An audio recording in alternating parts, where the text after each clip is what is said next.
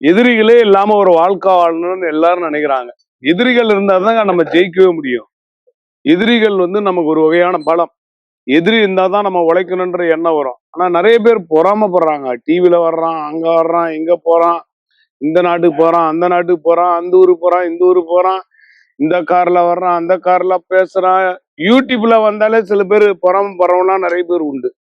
அப்படியேப்பட்டவர்களுக்கு பொறாமையை காலி பண்ணக்கூடிய எதிரிகளுக்கு உண்டான எந்திரம் இது. எதிரிகள் உங்ககிட்ட இருந்து விலகிடுவாங்க, உங்ககிட்ட இருந்து ஒதுங்கிடுவாங்க. அதற்குண்டான மந்திரம் இது. எதிரி மந்திரம்னே பேரு. இந்த எந்திரத்தை நான் கொடுக்கக்கூடிய பொருள் 4 திசையில வைக்கணும்.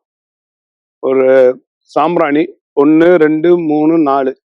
முதல் நாள் ஒரு நாள் நைட்டு இதுல வச்சு ஏத்தி விட்டுணும். ஏத்தி ஒரு 40 நிமிஷம் அந்த புகை இதுல படியணும். படியும் பொழுது எதிரிகளுடைய தாக்கம் குறைவதற்கு வாய்ப்பு உண்டு.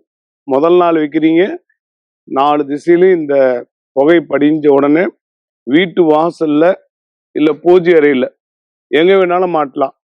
வீட்டு வாசல்லே மாட்டுங்க. ஏன்னா எதிரிகள் ஃபர்ஸ்ட் எடுத்த உடனே கதவை திறந்தாலே கண்ணு வச்சிருவான். அதனால எதிரிகளை கண்ட்ரோல் பண்ணக்கூடியது. எதிரிகள் என்பது ஒரு மனிதனுக்கு தானாமையாது, நம்மளா உருவாக்கிறது தான். போட்டி பொறாமையான உலகம் இது.